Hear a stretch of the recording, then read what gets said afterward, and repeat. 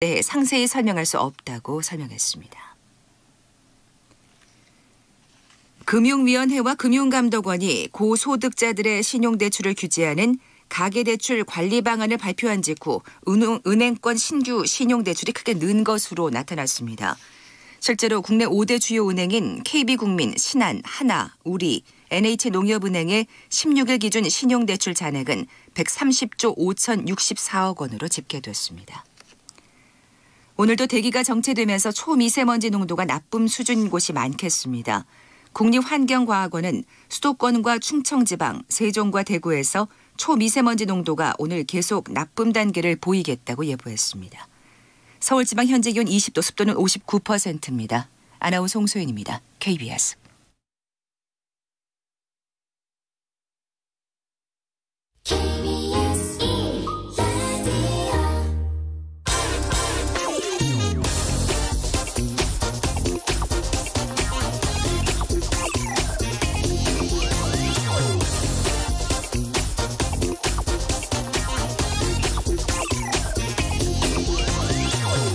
네, 최근 화제가 되고 있는 종교인이 있습니다. 무소유가 아니고 풀소유였다고 비난받고 있는데요. 그럴 수도 있다고 생각합니다. 그런 종교인이기 때문에 그런 비난을 받을 만하죠. 그러나 우리처럼 세상에 나와 있는 사람들, 돈을 추구하고 돈을 말하는 사람들이 돈이 많다고 돈 많은 사람을 비난할 수는 없다. 저는 그렇게 생각합니다. 마음속으로는 돈 많이 벌고 싶지만 겉으로 돈에 대해서 명확히 말하면 왠지 천박해 보인다는 생각. 이건 위선인 것 같습니다. 소유로부터 자유로워지기 위해서 소유를 하지 않겠다는 생각보다는 오히려 소유했지만 그 소유물로부터 자유로울 수 있는 것. 그게 진짜 자유로운 삶이 아닐까요? 좀 물질적으로도 또 정신적으로도 자유롭고 싶은데요. 여러분은 어떠십니까? 네, 안녕하십니까. 세상에 이익이 되는 방송 최경영의 경제쇼 출발합니다. 저는 진실탐사 엔터테이너 최경영입니다. 유튜브 오늘도 함께 갑시다.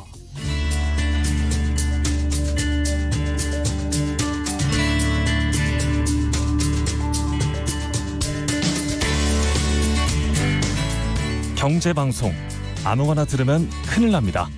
듣고 또 들어도 탈이 나지 않는 최경영의 경제쇼.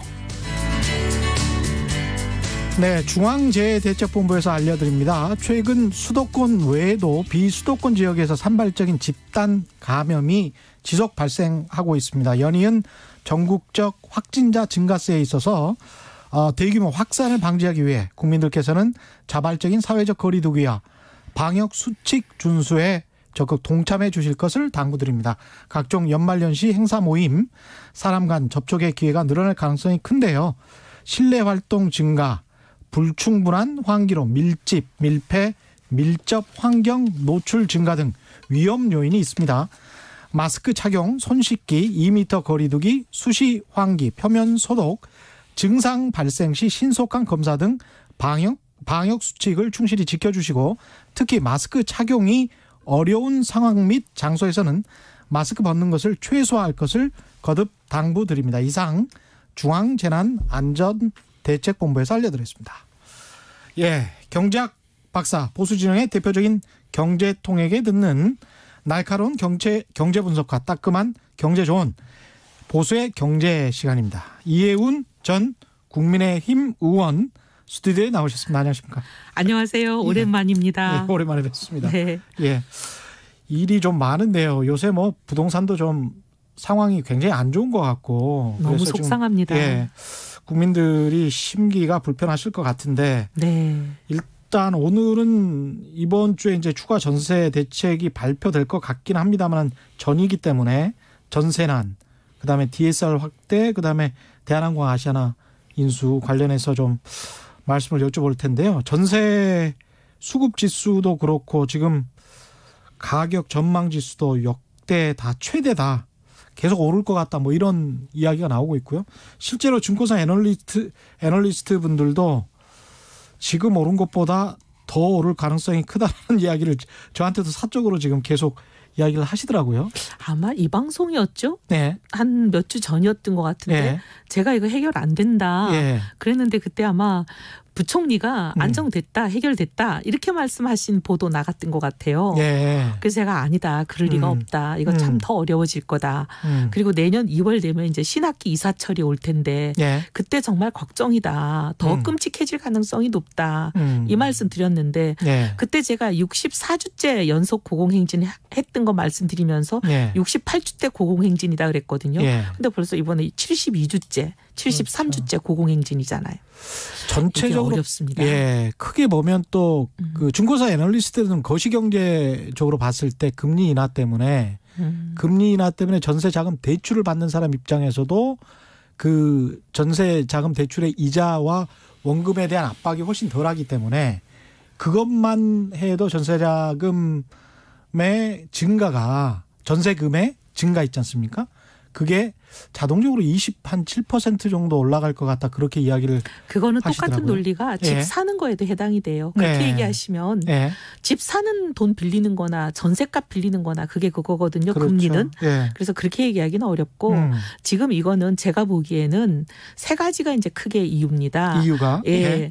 주로 이제 공급이 부족해서 생기는 문제. 예. 그다음에 이제 수요가 증가하는 거죠. 공급 수요. 공급 수요가 예. 증가하는데 공급이 부족하고 수요가 증가하는 거는 사실 23번의 문정부 대책의 규제의 부작용입니다. 규제 부작용. 이걸 조금 나눠서 설명을 드려볼게요. 공급이 이제 부족한 거는 두 가지입니다. 기존의 매물이 잠기는 게 있는 거예요. 예. 기존 전세 매물이 잠겨서 나오지를 않는 거. 그다음에 이제 신규 매물이 줄어드는 거. 예. 새로 집을 져야 거기서 전세가 나오거든요. 예. 근데 새를 집을 짓는 거를 지금 줄어들고 있어요. 그게 한 가지. 그러니까 예. 공급이 줄어드는 거를 크게 두 가지로 나누면 이제 기존 매물 기존 매물 잠기고 잠김, 신규 공급. 매물이 줄어들고. 예. 그다음에 전세 수요가 증가하는 게 있습니다. 이걸 조금 나눠서 설명을 드려볼게요. 예.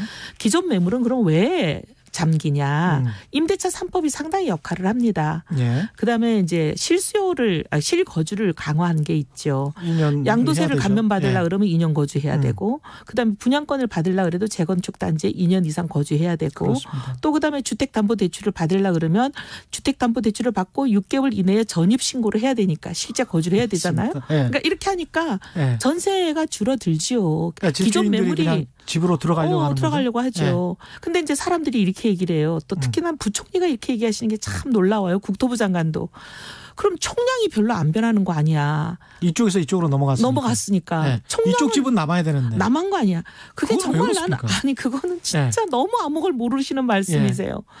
총량도 중요하지만 총량도 중요한 건 말고 뭐가 중요하냐면 이 집이라는 거는 주거 이동의 동태적 연결고리가 어마어마하게 중요합니다. 주거 이동의 동태적 연결고리. 예. 이동을 하려는 사람들이 있는 거거든요. 그렇죠. 근데 그 이동이 막혀버리면 이게 유통시장과 지금 재고시장을 전혀 구분 못하고 하시는 말씀이세요. 재고시장은 총량이 변함이 없죠. 하지만 유통시장은 옮겨가야 되는 거예요. 그러네. 내가 절로 옮겨가야 되고 저 사람이 절로 옮겨가야 되고 물론 재고량은 똑같죠. 하지만 일로 절로 옮겨다니는 사람들의 그 유통시장을 생각 안 하고 하는 얘기예요. 그러네. 유통시장이 막혀버리는 거예요. 그래서 이게 이제 매물이 잠겨버리면 옮겨가려는 모든 사람이 다 스탑이 되는 거 아니에요. 그러니까 특정 지역에 병목 현상이 일어나고 그게 전체 시장에 가격 영향을 준다. 예, 그러니까 이게 주거라는 게 모두가 한 곳에 그냥 가만히 다 살고 있으면 문제가 없는 거죠. 예. 그럼 재고가 변동이 없는 거죠. 그런데 재고가 변동이 없다고 문제가 안 생기는 게 아닌데 어떻게 주택정책을 담당하는 분들이 그렇게 재고시장과 유통시장을 구분 못하고 주거이동의 동태적 연결고리 연쇄이동의 개념이 없는 분들이 주택정책을 담당하시는지 저는 정말 답답할 뿐인데 플로우 흐름, 물결의 흐름. 물결의 흐름. 그 흐름이 막힌 거예요 지금. 그게 임대차 3법이 그 흐름을 막은 거고. 이제 그래서 이제 임대차 3법과 어떻게 보면 실거주를 강화하는 이 정책이 기존 매물을 잠기게 한 거죠. 그다음에 이제 신규 매물은 왜 줄어들었냐. 분양가 상한제 이게 실거주 요건도 강화할 뿐만 아니라 굉장히 이제 이 정부 들어서는 재건축, 재개발을 어떻게 보면 규제로 지연을 시키고 줄이고 했잖아요. 예를 들면 이제 박원순 시장 10년 동안에 사실 서울 지역에 393개의 정비구역을 해제를 해버렸어요. 재건축을 못하게 하는 거죠. 재개발 못하게 하고. 근데 이제 철학이 재생과 보존이세요. 재개발 재건축을 원치 않으시는 분이시잖아요. 예. 근데 서울이라는 도시는 빈 땅이 거의 없어요. 대규모로 주택을 새로 지을 만한 곳이. 그렇죠. 근데 새 집에 대한 수요는 여전히 있잖아요. 예. 근데 이제 산업화 시대에 우리가 대량으로 공급했던 낡고 노후화된 불량주택. 어떻게 보면 유통기한이 지난 집은 개수가 아무리 많아도 새 집에 대한 수요를 충족 못하기 때문에 새 집이 끊임없이 공급이 돼야 되는데 예. 지금 새 집의 공급을 그러니까 정비를 못하게 하면서 정비 사업을 막으니까 이게 안 되는 거 아니에요. 그래서 여기서 신규 공급이 막아진 거예요. 그러면서 신규 공급에 따라서 거기서 나오는 신규 전세가 예. 줄어든 거예요. 전세 수요 증가를 말씀하셨는데 전세 수요 증가는 어떻게 일어나는 겁니까? 전세 수요 증가는 집을 사게 되는 사람들이 집을 안 사고 전세로 빠지는 게 이제 전세 수요 증가예요. 아, 이게 집을 살려 그러던 사람들이 낮을 것 같으니까. 그리고 로또 청약 영풍이 보니까 그러면 지금 당장 집을 사지 않고 뭔가 이제 로또 청약이 나한테 올 때까지 청약을 기다리면서 대기 수요로 빠지는 거예요. 그럼 지금은 전세를 살아야 되잖아요. 그렇죠. 그러니까 로또 청약 열풍 이 자체도 아주 드물게 일어나는 일이지만 그 기회가 올 때를 기다리면서 전세를 사는 거죠. 가까이 살 수 있는 그냥 이렇게 단독주택이나 이런 걸 사버리는 게 아니고 뭔가 새로운 아파트가 분양이 될 때까지 기다리면서 전세를 사는 거죠. 그렇죠. 그런 게 많고 그다음에 이제 새 집을 살려고 하는 돈을 지금 주택담보대출이나 이런 걸 참 막잖아요. 그러니까 지금 당장 집을 살 돈을 못 마련하는 거예요. 그러니까 내가 지금 가진 돈으로는 전세밖에 안 돼서 또 전세로 전락하는 사람들이 많아지는 거예요. 그렇게 지금 판단을 하고 계시고요. 네. 정부가 이르면 한 내일쯤에 이제 전세 대책을 발표한다는데 어떤 지금 시장에 어떤 내용이 들어갈 것 같다 이런 이야기는 있습니까? 이제 이 정부가 할 만한 대책이 빠나죠. 어떻게 예상하십니까? 제가 보기에는 이제 공급을 풀고 규제도 좀 수정을 해서 완화를 하고 해야 될 것 같은데 분명히 그건 잘 안 할 겁니다. 그건 안 할 것이다. 안 하고 뭘 할 것 같으냐.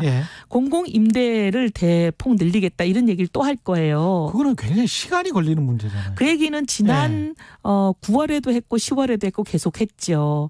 공공임대 늘리겠다는 얘기는 벌써 많이 들어보셨잖아요. 근데 그거는 이제 지으려면 시간이 걸리는 시간이 문제입니다. 많이 들리는 중장기 대책이죠. 첫째, 그게 굉장히 실현 가능성이 낮아요. 그리고 실현이 된다 하더라도 적어도 5, 6년은 걸립니다. 그렇죠. 근데 이제 단기 대책으로 뭘 할 것 같으냐면 아마 이런 거를 할 거예요. 임대해서 매입해서 임대하겠다. 매입해서 그래서 이제 현재 다가구나 뭐 오피스텔이나 뭐 원룸이나 이런 것 중에서 공실로 있는 것들을 SH가 되든 뭐 LH가 되든 이런 데서 사가지고 매입을 해서 이걸 임대하겠다 이렇게 얘기를 할 텐데 이것도 굉장히 현실성이 낮아요. 전체 수도권 전체의 물량으로 나와 있는 게 한 3,336가구 정도 나와 있거든요. 공실이. 별게 없다. 많지도 않을 뿐만 아니라 문제는 이걸 다 산다고 한들 지금까지 이렇게 전세난이 심해서 전세가 하나 물량이 나왔다 그러면 수십 명이 줄을 서서 면접을 보는 상황이 생기고 심지어 얼마 전에 뉴스 보니까 임대 아파트 하나 나오니까 그거 하나 나올 거를 기다리고 아직 나오지도 않았는데 나올까 봐 며칠씩 밤을 새서 그 앞에 줄을 서시잖아요. 이런 상황인데도 공실로 있는 집이면 사람들이 원하는 집일까요? 원하지 않는 집일까요? 원하지 않는 집이죠. 원하지 않는 곳이거나 원하지 않는 형태이거나 뭐 여러 가지 이유가 있을 거예요. 근데 그런 집을 정부가 국민 예산으로 사봐야 그런 집은 사람들이 많이 원하지를 않아요. 그런 지적도 맞을 것 같습니다. 그 대안이 지금 참 마땅치가 않은데 차라리 저는 제안하는 게 지금 보면 이제 상가 중에도 공실이 많거든요. 그렇죠. 근데 그런 상가를 정부가 국민 예산으로 매입을 하지 말고 그냥 그런 상가 주인이 주거용으로 전환하겠다, 리모델링 하겠다 하면 차라리 규제 비용. 같은 걸 좀 풀어주고 전환 비용을 대주지는 말고 세금으로 그걸 장기 저리로 융자를 해주든지 해가지고 오히려 그런 걸 민간이 고쳐서 자기가 임대하게 규제만 풀어줘도 훨씬 낫거든요. 그게 이제 그 중앙에 어떤 그 오피스 빌딩이랄지 뭐 이런 것들도 규제를 큰 풀어서 빌딩을 하기는 좀 어렵지만 꼬마 빌딩들이 많습니다. 동네 곳곳에 보면 공실들이 굉장히 많아요 지금. 장사가 안 돼서.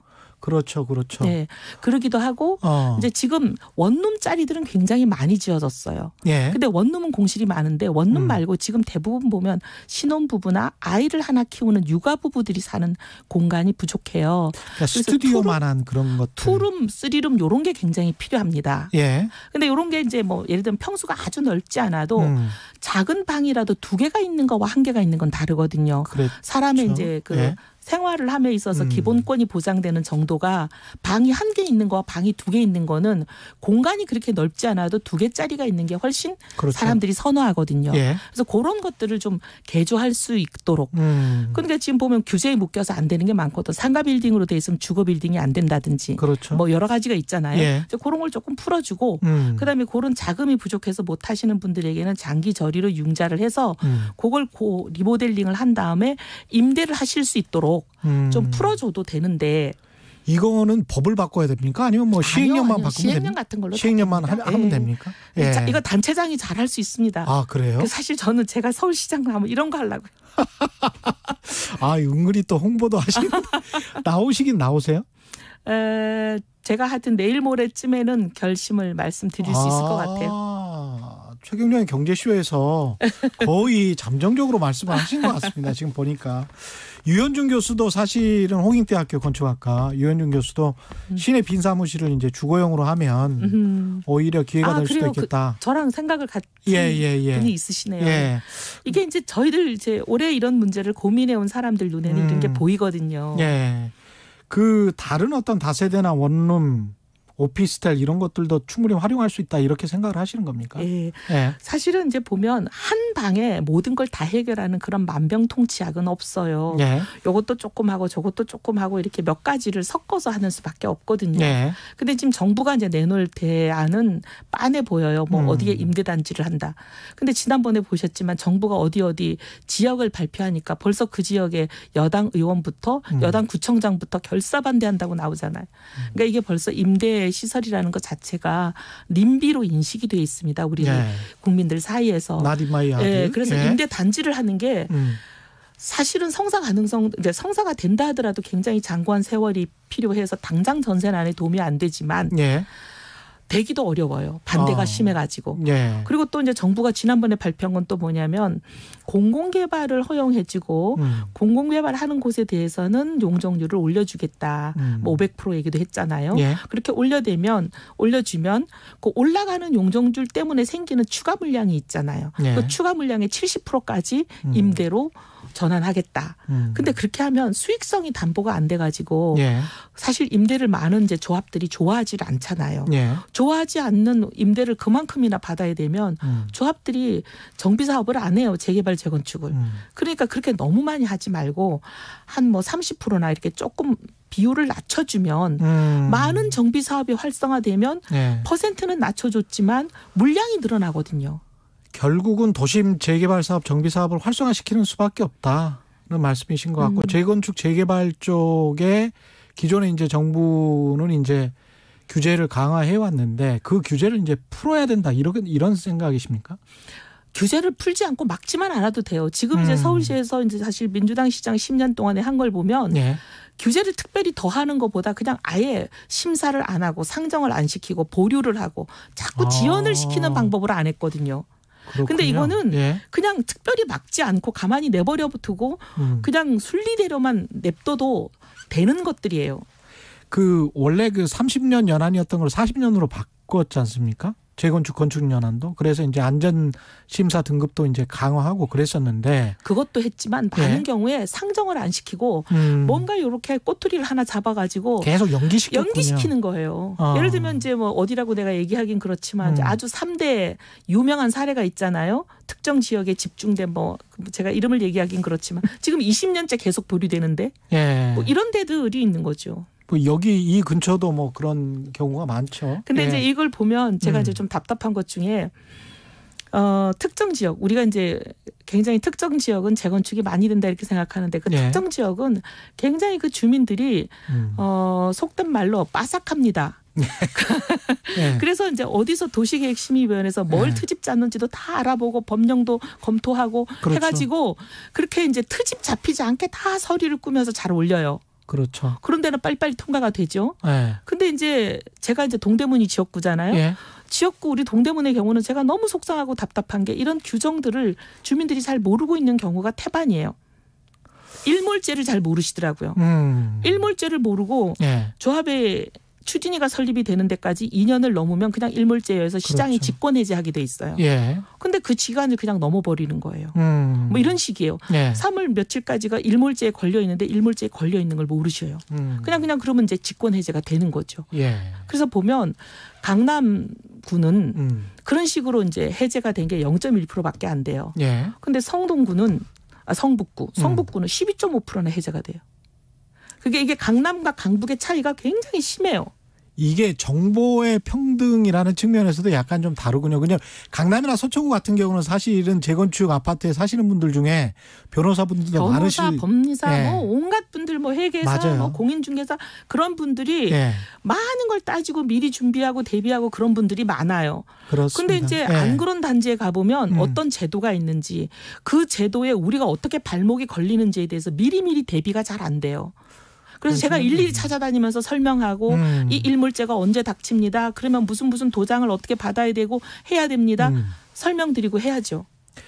근데 이제 정부가 재건축 규제를 강화했었던 원래 취지는 재건축을 계속 이렇게 풀어주면 재건축의 집값 앙등 때문에 기존 주택의 집값이 앙등돼서 계속 악순환이 되는 것 아니냐 그 생각 때문이었는데. 근데 그게 실증적으로 예. 그게 완전히 허구라는 게 이미 다 밝혀졌는데도 그 말을 안 받아들여요.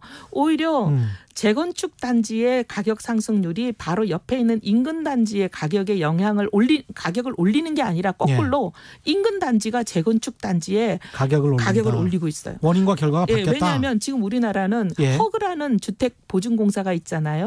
이 허그가 주택 보증을 해주는 과정을 통해서 주택 보증이라는 건 워낙 대단지에 건축비가 어마어마하게 드는 사업이다 보니까 혹시 이게 중간에 부도가 나버리거나 하면 얼마나 많은 피해를 입겠어요.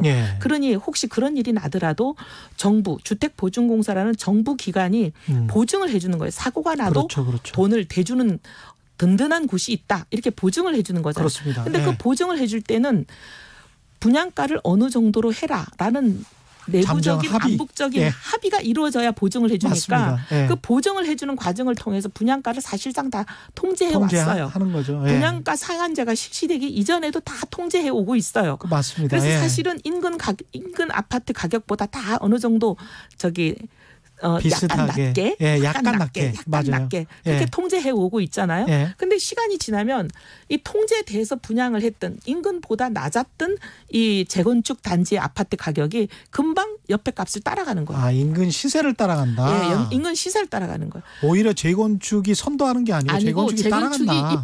옆에 인근 단지를 따라가는 거예요. 그렇기 때문에 재건축 기존의 규제를 철폐하고 그다음에 그걸 공급을 많이 해주는 게 오히려 가격 안정화에 도움이 될 것이다. 오히려 물량을 늘리는 것이 가격 안정화에 도움된다. 이게 이제 어떻게 보면 실증 분석들이 그렇게 다 나와 있는데도 그 잘못된 믿음을 고치지를 않으세요. 그 정부가 지금 임대차 보호법 등 기존의 부동산 정책은 수정이 없다는 거고 그다음에 이제 김현미 장관도 계속 유임시킬 것 같고 뭐 이런 상황입니다. 여기에 관해서는 어떻게 생각하십니까? 그러니까 제가 참 보면 답답한 게 이제 정책은 신념이 아니잖아요. 정책은 과학이라 해야 되거든요. 내가 어떤 이념을 갖고 있다고 그 이념을 따라서 하게 되면 국민만 고통을 받죠. 정책은 신념이 아니다. 정책은 신념으로 하면 안 되고 정책은 과학으로 해야 됩니다. 그리고 현장 상황을 끊임없이 보면서 그 현장에서 일어나는 일이 우리가 처음에 목표했던 바로 가고 있는지 아니면 거꾸로 가고 있는지를 끊임없이 피드백을 받아야 됩니다. 점검을 계속 해야죠. 피드백을 끊임없이 받아야 되는데 지금 23번의 대책이 3년 동안 오면서 계속 이 방향과는 거꾸로 가고 있다는 게 끊임없이 확인이 되고 있잖아요. 지금 임대차 3법 하면 전세가 안정될 거라 그랬지만 그게 아닌 거는 이미 벌써 한 7월 달이니까 한 4개월 다 돼 오는 거잖아요. 거꾸로 가고 있고. 그러면 고쳐야죠. 그 방향을 고집할 게 아니라. 그래서 지금 DSR 규제 같은 거를 또 새로 내놨는데 DSR 규제는 아시겠지만 이제 뎁 서비스 레이쇼에서 연소득 대비 대출 원리금 상환. 모든 대출이죠. 예, 모든 대출의 원리금 상환. 신용, 뭐 주택담보대출 다 포함하는 겁니다. 그러기도 하고 뭐 자동차 할부금 같은 거, 학자금 대출 받은 거 모든 그렇죠. 대출이 다 들어가죠. 우리가 원래 알고 있는 DTI라는 거는 주택담보대출, 부동산 그렇죠. 대출만 거기 원리금 상한을 넣는 거지만 지금 이 DSR이라는 거는 어떤 형태의 대출이든 다 들어가는 거죠. 그렇습니다. 근데 이제 굉장히 초강력 규제죠. 근데 주요 내용은 고소득층에 대해서 1억 이상 대출의 경우 DSR을 적용하고 그다음에 40%까지 한다는 거죠. 신규 대출에 적용하니까 기존 대출에는 적용하지 않겠다. 그러니까 11월 30일부터 이제 대출을 하는 사람들은 여기 걸리는 거고 11월 29일까지 이제 대출 받으면 여기 안 걸리니까 지금 뭐 갑자기 이 신용 대출이 어제 오늘 사이에 3-4배씩 는다는 거 아니에요? 오히려 미리 하겠다. 11월 13일 날 이걸 발표했잖아요. 그러니까 지난주 금요일 날 발표를 했는데 은행이 그때는 안 열었죠. 그러니까 월, 화 지금 여니까 어제 오늘 사이에 3-4배가 늘었다는 거 아니에요. 그러니까 이게 시장은 이렇게 민감하고 빠르고 정확합니다. 근데 정책이 이 민감하고 빠르고 정확하게 움직이는 시장의 작동 원리를 정확하게 이해하고 그 방향으로 정책을 해야 돼요. 이 DSR 규제는 가계부채라는 측면에서나 부동산 가격 안정이라는 측면에서 이제 여러 가지 함의가 있을 것 같은데 이게 이 방향은 맞습니까? 아니요. 가계부채 차원에서 한 건 아니고 지금 이거는 부동산 규제 차원에서 한 거죠. 처음에 이제 이 정부의 정책 방향은 뭐였냐면 집을 빚을 내서 못 사게 해야겠다. 자꾸 빚을 내서 집을 사니까 집값이 오른다. 그래서 빚을 내서 못 사게 주택담보대출을 규제를 강하게 했잖아요. 그게 이제 DTI, LTV 다 규제한 거 아닙니까? 그렇죠. 그랬는데 아니 이게 그렇게 규제를 강하게 했는데도 이게 자꾸 집값이 오른단 말이죠. 그러니 아니 어디서 돈이 나서 자꾸 집을 살라 그러고 집값이 오르지? 영끌의 패닉 바잉이 나오잖아요. 그렇죠. 그러니까 아니 그렇게 집을 살 수 있는 돈을 못 빌리게 틀어 막았는데 어떻게 영끌의 패닉 바잉이 나오냐. 가만히 보니까 담보대출을 받는 거 말고 담보 없이 돈 빌리는 길이 또 있더란 말이죠. 신용대출 있죠. 그게 이제 담보 없이 빌리는 거 아닙니까? 그렇죠. 이 사람이 소득도 있고 안정된 그렇습니다. 직장이 있고 이 사람은 월급을 꼬박꼬박 들어오는 사람이니까 요 정도 되는 사람이면 담보를 내지 않아도 돈을 빌려주면 갚을 수 있는 사람이구나. 이렇게 해서 빌려주는 신용대출이란 길을 우리가 모르고 안 막았구나. 요것도 막아야 되겠구나. 그렇게 생각해서 이제 이것도 막는 거 아니에요. 그러니까 이게 가계부채 대책은 아니고 가계부채는 지금 워낙 초저금리이기 때문에 이 초저금리가 갑자기 이제 고금리로 올라갈 위험성이 있으면 몰라도 이 초저금리는 굉장히 당분간 유지가 될 거잖아요. 그러면 원리금 상환이 안 되는 그런 일은 위험은 갑자기 생기지는 않으니까 가계부채가 갑자기 뭐 폭탄이 터진다 이럴 가능성은 적어요. 그러니까 가계부채를 관리하는 차원에서 신용대출을 규제했다고 보기는 어렵고 부동산 값을 안정시키는 집값 안전 대책으로 이걸 막은 거죠. 근데 이렇게 도입을 했는데 이게 한쪽에서는 너무 늦었다라는 측도 있고 한쪽에서는 DSR까지 규제를 하면 이게 너무 과하다라는 측면도 있는데 어떻게 저는 보십니까? 너무 과하다고 보죠. 왜냐하면 이게 이제 사실은 이제 뭐 이유가 뭐든지 간에 결론적으로 보면 문정부 부동산 대책의 결과로 집값이 너무 올랐잖아요. 사실 뭐 지금 법원 등기 데이터로 분석한 걸로 이미 48.7%가 문정부 3년 만에 오른 거는 누구도 부인할 수 없는 거니까. 그리고 6억 정도 하던 서울의 아파트 중위값이 지금 이제 10억에 육박하는 건 맞잖아요. 그 얘기는 이제 저축해서 집을 살 수 있는 세상은 끝났잖아요. 그러면 이 사람들이 돈이라도 빌려서 집을 살 수밖에 없게 내몰았잖아요. 그렇죠. 그리고 이제 집이 이런 식으로 집값이 급하게 오르니 이분들이 얼마나 불안합니까? 내가 지금이라도 집을 안 사면 조금 더 기다리면 이제 집값이 더더더더 빨리 올라가지고 나는 이제 빚을 내도 집을 못 사게 돼버리니까 그러니까 지금이라도 빨리 빚을 내서 집을 사자. 이 불안감으로 사실 많은 3040 젊은 사람들 생애 첫 주택을 사는 요 사람들을 내몬 거는 정부 책임이에요. 그래서 빚을 내게 영끌하게 패닉 바잉하게 내몰아놓고 이제 그분들이 빚이라도 끌어서 집을 살려고 하니 너는 빚내서 집 사지 마. 이렇게 막아버리면 무슨 생각이 드냐면 부모 잘 만나서 현금 가지고 집 샀던 사람들은 다 집 사서 이제 집 올랐고 값이 올라서 자산도 올랐고 나는 그래도 빚이라도 내서 집 살라 그러는데 그것도 못하게 막으면 무슨 절망감이 들겠어요. 저는 정말 이거는 정말 해서 안 될 일을 한다고 생각합니다. 정부의 그 보유세 강화 정책이나 양도세도 이제 다주택자에 관해서는 내년 6월부터죠. 네, 예, 중과를 하게 할 테니까 그 안에 좀 팔아라. 그러면 일반 과세를 하겠다 뭐 이런 이야기잖아요. 근데 별로 매물이 안 나오잖아요. 그러니까 그게 저도 좀 신기해서 그걸 좀 여쭤보고 싶은데 이 세금 정책에 관해서는 어떻게 생각하시는지. 일단 저는 집을 하나 갖고 평생 사는 사람들에게는 보유세를 매기는 게 저는 부당하다고 생각해요. 1주택자는 보유세가 부당하다. 장기 사는 사람들. 장기로 뭐 예를 들면 샀다 팔았다를 번복하는 사람도 아니고. 지금도 보유 공제가 좀 있지 않습니까? 장기 보유 특별 공제가. 그렇지만 별로 없어요. 그리고 이번에 중과되는 걸 보면은 거의 그분들에게도 상당한 중과거든요. 근데 왜냐하면 1주택자에게도? 예, 1주택자에게도. 보유를 한다는 보유세라는 것은 현금화가 되지 않은 거예요. 소득이 되지 않은 거잖아요. 예를 들면 거래를 해서 양도 차익이 발생한 거는 돈을 벌은 거예요. 돈을 벌었으니까 그 벌은 거에 대해서 세금을 매기는 거는 뭐 중과를 해도 크게 할 말이 없어요. 물론 이제 거기도 뭐 다른 이론이 있는데 그건 좀 이따 말씀드리고. 그런데 보유라는 것 자체는 집을 갖고 있기만 한 거기 때문에 팔아서 소득이 된 게 없어요. 그리고 한 채만 갖고 장기를 살기 때문에 이분은 집이 그냥 생활의 수단인 거지 투기의 수단도 아니고 아무 소득이 나온 것도 아닌데 그걸 가지고 거기에다가 보유세를 이제 점점 올린다는 것은 이거는 저는 부당하다고 보죠. 아니 근데 미국이나 캐나다 같은 다른 OECD 선진국도 보유세가 이렇게 세지 않습니다. 우리는 지금 보면 보유세가 지금 이제 종부세를 만약에 예를 들면 종부세도 1주택자에게도 매기잖아요. 종부세가 센 경우에는 지금 6%? 최고 세율이 6%잖아요. 굉장히 센 겁니다. 아니 근데 이제 합치면 시가 대비 보유세가 이제 재산세하고 종합부동산세를 합친다고 하더라도 OECD 뭐 평균이 한 1%는 훌쩍 넘어가니까요. 그러면 그렇지만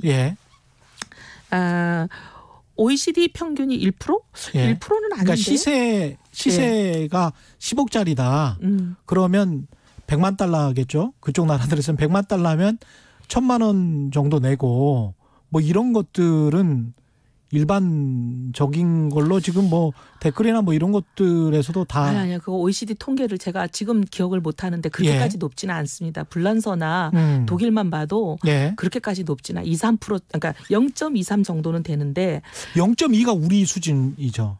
0.2%가 우리 수준. 우리는 지금 6%잖아요. 최고 세율이. 아니 근데 종부세 그걸 하나만 놓고 보면 그런데 시가 대비 그러니까 제가 가령 30억짜리 반포에 84제곱미터 아파트를 가지고 있다. 이게 이제 평균 세율하고 최고 세율하고 이제 개념이 다른데 그렇죠. 우리는 최고 세율이 너무 높다는 얘기를 하는 거예요. 그 말씀을 하시는 거고요. 최고 세율이 지금 6%라는 거는 예를 들면 보세요. 10억이 이제 중위값이니까 10억을 놓고 얘기를 해보죠. 10억이면은 6%면 얼마예요? 10억에 6%면은 600만 원이죠. 그렇죠. 이제 종부세를 근데 그거를 이제 따로 공제해 주는 방법이 있고 그러니까 왜냐면 이제 부부 10억에 6%면은 6억이죠. 아니 6억이 아니고 6천만 원. 아니 그렇게는 안 나오죠. 그렇게는 종부세가 안 나오고 그렇게는 안 나오고 그렇게 나오시는 분 있으면 그거는 제가 보기에는 이제 밀란 수준일 것 같고 뭔가 지금 계산에 착오가 있으신 것 같고요. 일단은 그러면 이제 보유세나 양도세와 관련된 세금 정책에서도 뭔가 좀 완화를 시켜야 된다는 그런 말씀이시죠. 그때 보유세가 너무 중과예요 지금. 6월 1일부터 중과가 너무 세게 된다는 거죠. 그리고 양도세의 경우에도 8.3% 정도까지 중과가 됩니다. 최고 세율은. 예를 들면 1년 미만에 팔고 다주택자고 뭐 이게 이제 여러 가지 조건이 중첩적으로 적용이 되는 사례에는 너무 중과가 심해요. 그래서 우리나라 경우에 다른 나라보다 이 보유세하고 양도세가 너무 세율이 세요. 이렇게까지 센 거는 좀 생각해 봐야 된다는 거죠. 합쳐서는 그렇게 말씀하실 수도 있을 것 같습니다. 보유세랑 양도세랑 합쳐서는. 근데 이제 왜 그러면 매물이 안 나오냐. 지금 이제 사람들이 관망을 하는 것 같아요. 관망을 한다. 관망을 하는 것 같아. 이게 이대로 가겠냐 하는 것도 지금 다들 지켜보고 있는 것 같아요. 서울시장 선거가 사실 4월이라서 그리고 6월에 또 그 다주택자의 양도세 관련된 그게 데드라인이잖아요. 데드라인이죠.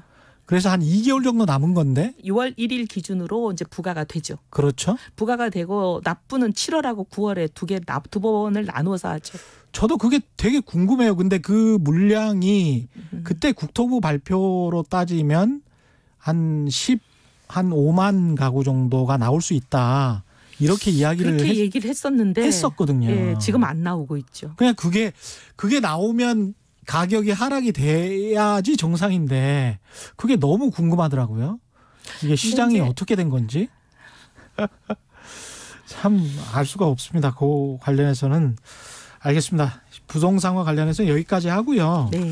대한항공의 아시아나 인수 가지고 이야기를 좀 해봐야 될 텐데 이것도 참 큰 딜레마에 빠져 있는 문제인 것 같은데 정부 입장에서는 그런 것 같습니다. 그러니까 한 10,000명 정도 되는 아시아나 직원들도 있고 이 직원들이 그냥 직장을 잃어버리게 놔둘 수는 없을 것 같다라는 그런 생각에서 자꾸 이제 KDB 산업은행을 움직이는 것 같은데. 근데 하지하책 같아요. 하책 같다. 하지하책이죠. 왜냐하면 또 아시아나에도 벌써 돈을 꽤 넣었잖아요. 넣었죠. 아시아나에도 넣고 대한항공에도 넣고 계속 넣다가 이번에 또 이제 대한항공에 돈을 사실은 빌려주는 것도 아니고 지분 참여를 한 거니까 그냥 넣은 거죠. 그러니까 날리게 되면 다 넣는 거죠. 8천억을 넣은 건데 재무적 투자자로 간 겁니다. 유상증자 해주게 한진칼에다가 이제 사실 넣어준 거 아니에요? 그렇죠. 대한항공의 지주회사인 한진칼에 8천억을 넣어준 거니까 이걸 가지고 대한항공은 또 2조 5천억의 유상증자를 하는 거고. 그렇습니다. 그래서 이제 사실은 어떻게 보면 아시아나를 인수할 수 있는 자금 여력을 갖추게 해준 거잖아요. 그렇습니다. 그래서 어떻게 보면 지금까지 들어간 돈을 다 합하면 지금 한 5조 7천억 들어갔을 거예요. 아시아나항공에. 양쪽에 다. 양쪽에 다.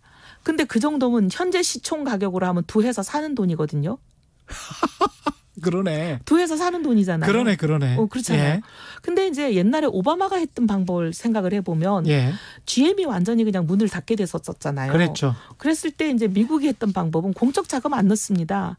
그리고 노키아가 무너질 뻔했을 때 핀란드가 했던 방법, 유럽이나 미국이나 서구가 하는 방식은 국민 세금을 넣지 않습니다. 회사에다 직접 넣지는 않고 뭘 하냐면 회사에다가 TF를 만들죠. 전문가로. 월스트리트의 재무 전문가, 구조조정 전문가 이런 사람들을 딱 구성을 해가지고 그 회사가 완전히 구조조정이 되도록 돕죠. 회사를 장악을 해버리는 거군요. 네, 완전히 그냥 회사를 그냥 일종의 공중분해 하듯이 거의 공중분해 수준으로 회사가 완전히 구조조정이 되게 돕고 그 대신 거기에서 나오는 실업자들이나 이런 분들한테는 확실하게 정부 돈으로 지원을 하죠. 그렇게 해가지고는 회사를 완전히 그냥 어떻게 보면 뜯어서 새로 만드는 거죠.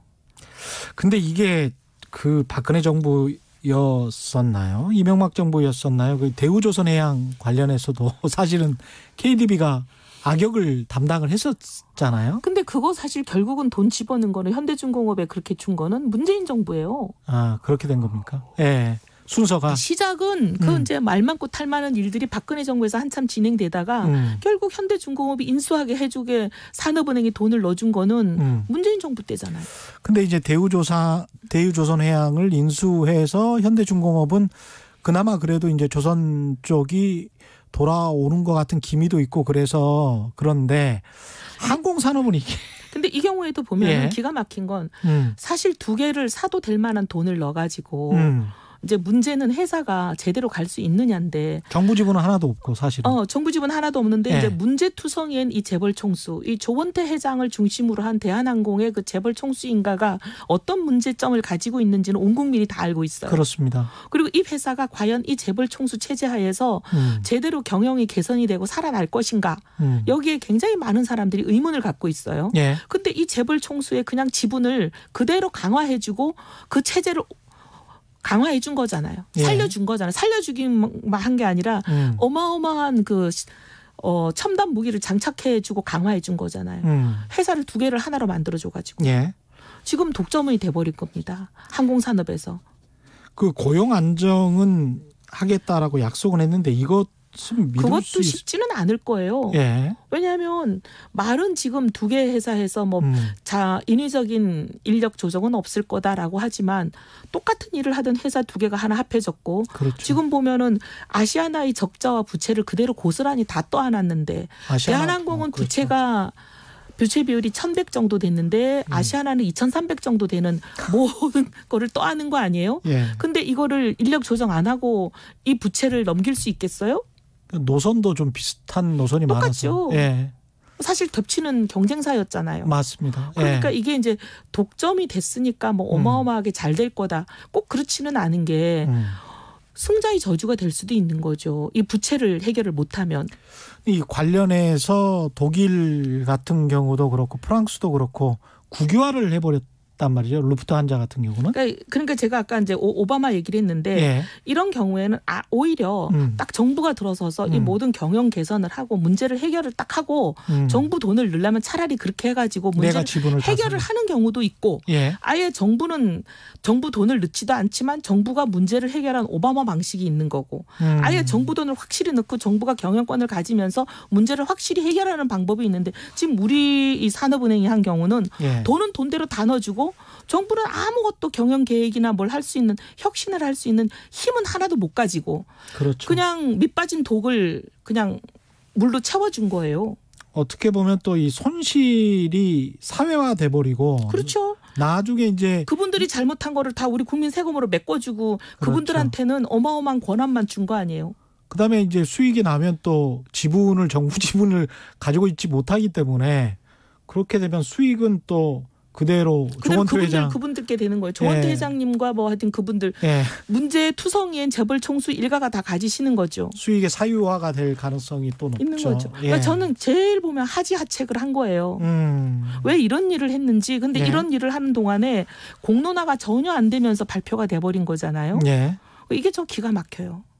이게 아까 한 5조 원이 넘는 돈이 지금 이미 투입됐다고 말씀을 하셨는데 산업은행의 부실이나 이쪽으로도 갈 만한 그런 액수입니까? 어떻게 보십니까? 당연하죠. 이 정도면. 대우조선해양도 이렇게까지 이제 사실 대우조선해양은 말씀하신 대로 조선업이라는 게 그래도 이제 침체기를 벗고 화랑으로 갔기 때문에 그나마 이제 돈이 완전히 이제 날리는 돈은 안 됐지만 지금 이제 항공산업도 사실 앞으로 유망한 산업이지만 지금 코로나가 엊그제 누구 전문가 얘기 들으니까 내년 12월까지는 이 코로나 국면이 해소가 안 될 거라고 해요. 그럼 여객운송이 회복이 되지 않으면 굉장히 어려워요. 그렇죠. 지금 항공운송만 가지고는 어렵고 항공운송이 지금 다른 나라 국적사들이 다 뛰어들기 때문에 항공운송에서 최근에 조금 흑자를 냈던 거는 곧 없어진다고들 보는 거거든요. 그렇죠. 그러니 여객운송이 내년 12월까지 이 상태면 글쎄 이걸 과연 그때까지 버텨낼 수 있을까요? 지금 정부도 국민 세금으로 는 이 3조 2천억 정도 되는 이 돈은 그냥 그동안에 대한항공과 아시아나가 경영 잘못해가지고 생긴 부채를 갚는 데만 다 소진하고 끝날 것 같은 생각이 든다는 거죠. 근데 이제 지금 상황에서 정부가 실업급여도 계속 지급을 해줘서 6개월, 9개월 가는 경우, 미국 같은 경우도 이제 렌트비 월세를 지급을 유예를 해주거나 대신 지급해주거나 이런 경우가 있는데 내년이 또 걱정인데 그 말씀을 시간이 좀 남아서 코로나19 이후에 내년에 지금까지는 이제 정부 돈으로 버틴 겁니다. 모든 나라들이. 근데 내년 이후에 이제 정부도 조금씩 이제 돈을 줄여야 될 거고 그렇게 되면은 진짜 실업이나 진짜 고통이 발생하는 시점이 오히려 내년이 될 수도 있는데 실물 경제 측면에서 어떻게 보고 계시는지도 참 궁금합니다. 저는 이런 식으로 계속 국민 세금을 가지고 부채를 내서 그냥 국민들한테 현금 지급을 해주는 이 방식을 계속하기는 어렵다고 봅니다. 예. 그래서 이제 우리 정부도 좀 그 부분에 대해서는 이렇게는 안 된다는 생각을 좀 하셨으면 좋겠어요. 근데 자꾸만 이제 추경하고 그리고 국회가 뭐 180대 100으로 워낙 뭐 압도적인 구도를 가지고 있으니까 밀어붙이면 된다. 그냥 이렇게 자꾸 손쉽게 생각하시는 것 같아요. 예. 그리고 부채 내도 뭐 국회에서 별 무리 없이 통과시킬 수 있으니까 그리고 국민들은 좋아하고 박수치고 선거에서는 그냥 그 덕분에 잘 이기니까 이게 굉장히 유혹이거든요. 예. 근데 이 유혹에 예. 자꾸 넘어가기 시작하면 나라는 정말 소리 없이 눈에 보이지 않는 데서 거덜이 나는 거죠. 근데 이 상황에서 만약에 국민의힘이 집권을 하고 있었으면 다른 방법이 있었을까요? 이렇게 전면 예. 지원을 하지 않죠. 생계절벽에 내몰린 가장 이 절실한 사람들만 지원을 하고 이렇게 모든 사람에게 전면 지원하는 그런 쪽으로 가지는 않죠. 근데 그 사람들도 이제 이것 때문에 이제 논란이 됐었던 게 2019년도 그 소득을 가지고 할 수도 없는 노릇이고 그걸 그런 거는 아닌 게 예. 2020년 3월부터 사실 코로나 그랬죠. 때문에 어려웠잖아요. 예. 그러면 2019년 2월하고 3월하고 우리 국세청 데이터를 다들 잘 모르시는 것 같아요. 정말 세계 최고 수준의 데이터가 있습니다. 우리 국세청은. 안 내놓지 않습니까? 아, 국세청 정부인데 왜 안 내놔요? 국세청이 예. 대통령한테 안 내놓을 수는 없는 거죠. 예. 이 국세청은 어느 정도 대단하냐면요. 제가 기재비를 10년 해봐서 국세청의 그렇죠. 늘 피감 예. 기관으로 10년을 일해봤는데요. 예. 예를 들면 학교에서 아이들이 이제 그 구내식당에서 1,900원짜리 또는 편의점에서 뭐 1,500원짜리 뭘 사잖아요. 900원짜리를 산 것까지 다 가지고 있습니다. 아, 그 정도군요. 다 가지고 있습니다. 예. 다 가지고 있기 때문에 수입은 속일 수 있어도 지출은 못 속여요. 아. 지출이라는 거는 예. 지출이 얼마 있으면 수입이 얼마라는 건 역산해서 다 나오거든요. 그렇죠. 예. 지출을 어느 정도 한 사람이면 생활이 감당이 되는 사람이다 아니다 다 나옵니다. 그걸로 하면 돼요. 아니 근데 그런 식으로 생각을 해보면 정부에서 이야기했던 무슨 뭐 전세든 뭐 주택 신규 주택 구입 자금이 어디서 나왔네 아빠로부터 나왔네 엄마로부터 나왔네 이거는 근데 왜 그렇게 잡아내기가 힘들었을까요? 얼마를 썼다는 거는 나오죠. 그 예. 사람이 어디 가서 썼고 얼마를 썼고 나오지만 예. 이 돈의 이제 연결은 굉장히 복잡하죠. 이게 이제 어디로부터 온 돈이냐를 연결하는 거는 계좌다 뭐다 이게 여러 개가 관련이 돼 있으니까 예. 그 연결 그러니까 돈의 흐름을 추적하는 거는 또 쉽지는 않아요. 예. 근데 그 사람이 총액으로 한 달에 얼마를 썼는지는 좀 단순한 문제예요. 예. 그 합병. 근데 어쨌든 간에 예. 제가 드리고 싶은 말씀은 예. 지출만 가지고도 이 사람이 정말 생계절벽에 내몰려서 정말 이 지원이 없으면 살아갈 수 없는 사람인지 아닌지는 나옵니다. 예. 이 합병과 관련해서는 일단은 그러면 이혜은 의원님은 반대를 하시는 겁니까? 반대라기보다는 예. 정말 하지하책을 썼다는 거죠. 그러니까 지금 이렇게까지 내몰 일이 아니라 그동안 시간이 많았을 때 예. 이것을 완전히 구조조정해서 이 경영을 뜯어고치는 그런 일들을 해왔어야 되는데 지금 사는이 보면 돈을 찔끔 계속 넣어오고 있었던 거 아니에요. 연명하는 내내. 예. 아시아나에 넣고 대한항공에 넣고 또 한진칼에 넣고 예. 그러면서 지금 벌써 2년 이상을 이렇게 해온 거잖아요.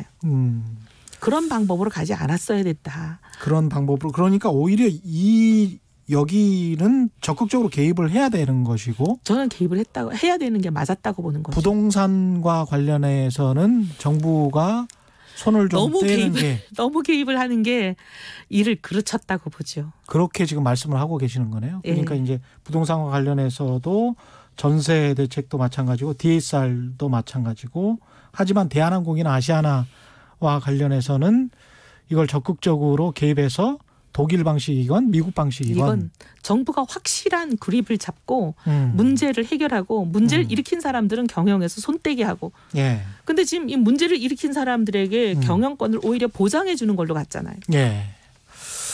마지막으로 예. 한 1분밖에 안 남아서 네. 진짜 그 솔직하게 좀 그 말씀을 좀 해 주시면 좋을 것 같아요. 왜냐하면 저도 부동산 문제가 너무 관심이 많고 오랫동안 취재를 했는데 아무리 생각해도 지금 당장의 대책은 없는 것 같아서 단기적인 대책이 정말 뭐가 있을까? 장기적으로 막 주택 이렇게 공급하는 거 이거는 뭐 사실 좀 늦은 측면도 있고 역대 정부가 항상 말해왔던 거라 공공임대주택을 하고 뭐 이런 거 다 빼고요. 단기적인 게 뭐가 있을까요? 당장 오늘 일이 풀리는 이런 대책은 없습니다. 예. 그래서 부동산 정책이든 뭐든 이런 거를 잘못하면 안 되는 거예요. 일을 잘못해버리면 당장 오늘 되돌릴 수 있는 방법은 없어요. 첫 단추 잘못 꼈다? 예. 이제 첫 단추만이 아니라 지금 모든 단추를 잘못 낀 거죠. 이 정부는. 이렇게 모든 단추를 잘못 껴놓으면 예. 단추를 풀어도 일이 해결되는 데는 3, 4년 걸립니다. 그래서 지금 이 잘못해놓은 일들을 오늘 다 모든 일이 없었던 걸로 오늘 조치를 원위치를 한다 해도 일이 해결이 되고 이 모든 문제가 해소가 되는 데는 2, 3년이 걸리는 거죠. 시간이 필요하다. 네. 예, 오늘 말씀 감사하고요. 예, 지금까지 야권의 대표적인 경제통 이혜훈 전 의원과 함께했습니다. 고맙습니다. 감사합니다. 예, 저는 KBS 최경영 기자였고요. 내일 4시 5분에 다시 찾아뵙겠습니다. 지금까지 세상에 이익이 되는 방송 최경영의